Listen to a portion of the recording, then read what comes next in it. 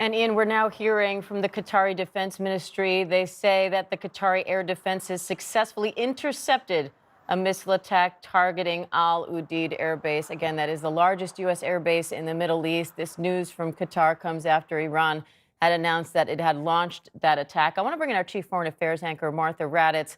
Martha, you've spent a lot of time in this region. What do you make of this announcement now from the Qataris saying that they successfully intercepted this attack? And what does that mean for future retaliation? Well, I've actually been inside that base there in Qatar, and the command center, the heart of air operations, really the heart of the region for the U.S., that air base. I am frankly not surprised they successfully intercepted the missile attack because they do have air defenses there in Qatar, in the air base there. And what I've heard from the Iranians is not a surprise at all. They are going to claim, as Ian and James have both said, they are going to claim that the missile attack was successful for their domestic audience. They have been crushed in the last few days by Israel, by the U.S., and they have to, in many ways, save face.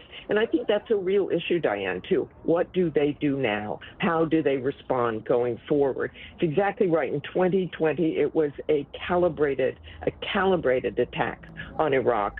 Ian was in Iraq at the time. I was in Iran, reporting there behind enemy lines, essentially, when they launched those missiles toward the air base in Iraq. And that did leave 100 troops with mild traumatic brain injury. But they didn't follow on with anything. I think one of the reasons they didn't follow on is because they accidentally shot down a Ukrainian commercial airliner, or they might have continued their attacks.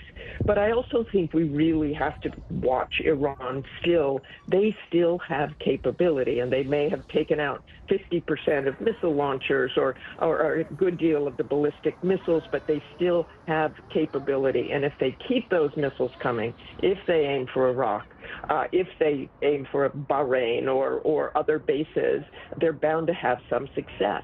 And just go back to what President Trump has said in the past. He has very much said that the U.S. would respond with strength.